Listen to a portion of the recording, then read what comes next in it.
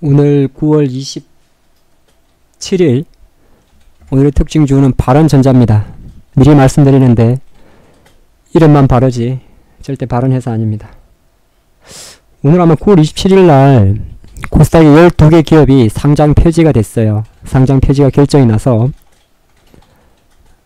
내일 9월 28일부터 정리매매라는 걸 들어가게 되는데, 물론 발언전자가 뭐 그리 간단한 건 아니라 여러가지 우리가 이런 주식을 통해 가지고 또 챙길 수 있는 메시지는 뭔지 한번 보도록 하겠습니다. 오늘 좀 많이 올랐죠. 예. 근데 발언전자의 주가를 장기적으로 보면 2016년도에 5,000원을 형성하고 지금 1,000원까지 떨어졌으니까 사실 차트만 보면 대충 이 회사가 얼마나 어려운지를 알 수가 있습니다. 예. 3년 동안 회사가 간단히 봐서 실적을 못 냈다는 거죠. 그 가치는 이제 여러 가지에서 확인할 수가 있는데 실제적으로 적자입니다. 그래서 예전에 제가 잠깐 말씀드렸으니 바이오 특례가 아닌 이상 5년 연속 적자면 상패입니다. 그리고 적자가 심하게 되면 결정적으로 자기 자본이라는 걸 까먹게 돼요. 까먹습니다. 이거를 조금 유식한 용어로 자본 잠식이라고 합니다. 그럼 회사들이 실제적으로 적자가 심해서 자기 자본을 까먹게 되면 자본 잠식을 가기 전에 할 수 있는 게 유상증자입니다. 근데 제가 예전에 한번 차바이오텍을 말씀드리면서 유상증자도 관리 종목으로 들어가기 전에 하기 전에 보통 감행을 해요.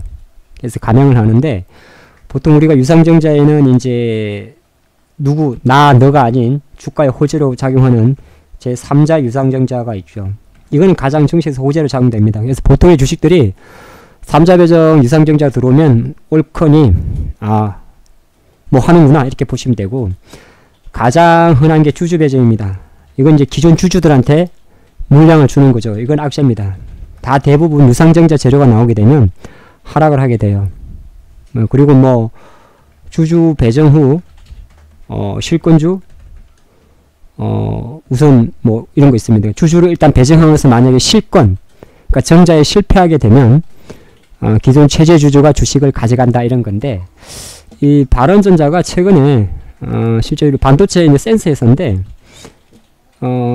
주가가 워낙 좀 빠이다 보니까 사실은 중간중간에 몇 번 이래저래 좀 수작을 했었어요. 15년도에는. 근데 이제 그 이후에 주가 계속 내리막이었기 때문에 이는 뭐 연봉으로 봐도 어디가 바닥이다는 필요 없습니다. 뭐 1,000원이 중요한 건 아니에요. 주식에서 제일 위험한 게 자리수 바뀔 때 내려왔을 때 사는 건데 되게 위험한 발상입니다. 오늘 뭐 올랐지만은 제가 볼 때는 크게 중요하지 않을 것 같고요.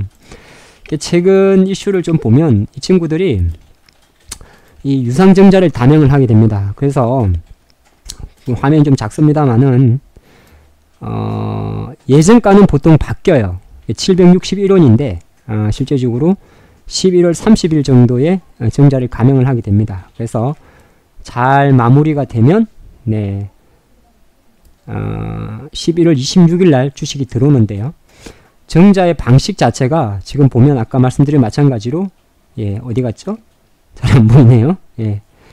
이게 다시 한번 쳐보겠습니다. 제가 알기로는 저 정도 빠졌으면 거의 아마 주주 배정이었을 거예요. 여기 있죠. 9월 12일 날 빠지는데 이런 걸 좀 볼 필요가 있어요. 화면이 좀 작죠. 그러면 실제로 정자 공시를 보는 게 낫습니다. 어디 갔을까요? 잘 안 보이네. 다 이렇게 보면은 잘 안 보이고요. 여기 있네요. 이렇게 보면 3천만 주를 정자를 하는데 액면가 중요하지 않습니다. 500원은 우리나라는 액면가 이해 발행이 안 됩니다. 이거 하나 배우시면 되고요. 그래서 가장 중요한 거는 이겁니다. 자금 조달의 목적이라는 게 있는데 시설자금, 운영자금, 타법인, 취득자금이라는 게 있습니다. 그래서 정자를 할 때 대상이 누군지를 제일 먼저 봐야 되고요. 그래서 대상이 3자 배정 나오면 호재, 뭐 주주 배정이나 이런 거는 그냥 다 악재 해석하면 됩니다. 이 또 악재. 그리고 그 발행 목적이 있어요. 목적이 시설자금, 운영자금, 지금처럼 시설자금, 운영자금으로 이렇게 목적이 들어가게 되면 여기도 한번 보시면 38억 원은 시설자금이고 190억이 운영자금이죠. 이 말은 무슨 말이냐면 이건 악재성 유상증자입니다. 왜? 주주들한테 조금 더 출연을 해주세요 이야기예요. 우리 지금 월급도 못 내고 있습니다. 약간 제가 비꼬아서 말씀드리면 이럽니다. 근데 같은 유상증자를 해도 만약에 3자 배정이 아닌 상황에서 아까 맨 밑에 있는 타법인 취득 목적이라고 나옵니다. 이렇게 공시를 하게 되면 여기는 없는데 하게 되면은 이거는 거의 다가 어떻게? 예. M&A입니다. 어떤 회사를 인수하기 위해서 자금을 모은다입니다. 바이오 회사들이 보통 그런 게 많아요. 뭘 인수하기 위해서 정자를 감행하죠. 그래서 바람전자 유상증자는 아까 말씀드린 주주 배정 후 실권주 일반 공모입니다. 근데 여기서 중요한 게요. 여기서 말하는 요 가격이 있죠. 보통 이제 정자를 하게 되면 단순하게 사람들이 발행 예정가에 주목을 하게 되는데 이 친구 왜 안 나오냐? 이거 아직 예정 발행가가 761원인데 이거는 변합니다. 보면은 확정일자가 11월 6일이잖아요. 무슨 말 아시겠어요? 쉽게 말해서 유상증자를 여기서 단행을 했습니다. 유상증자 공시가 나왔어요. 그러면 761원이니까 무턱대고 사시는 분들이 있어요. 물론 오늘처럼 이렇게 급등하는 경우도 없잖아 있습니다. 근데 가장 중요한 건 뭐냐 하면 어떻게 보면 이렇게 생각해 볼 수가 있죠. 이 회사 입장에서 뭘 해야 되죠?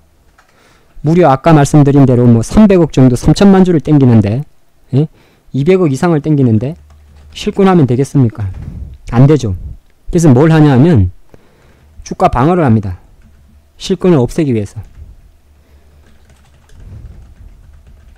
지금은 제가 판단할 때는 바른전자는 상당히 위험한 상황입니다. 5년 쯤 적자가 심하고 정자에 실패하게 되면은 이 회사는 실제적으로 힘들어요. 그래서 아마 11월 말 정도가 오히려 이제 정자 기준이라면 주가는 오히려 다시 이 900원대를 지켜주는 수준에 멈출 가능성이 되게 많습니다. 즉 제가 예측하는 그림 자체는 거의 이런 그림이 나온다는 거죠. 정자 전까지. 그 실제적으로 유상정자가 해서 정자를 진행하게 되면 일시적으로 하락했다가 나중에 조금 올라가다 또 빠집니다. 언제 빠지죠? 이거는 정자 신규에 3천만 주의 물량이 나올 때 빠집니다. 3자 배정이라는 거는 아까 어디 갔죠? 3자 배정은 특정한 사람한테 배정을 하기 때문에 얘는 1년 정도 팔지마!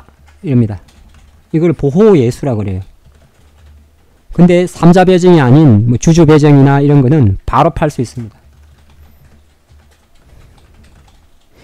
실제적으로 바른전자에 대한 저의 의견은 뭐냐면 지금 회사가 오히려 제가 판단할 때는 고육지책을 쓰고 있습니다.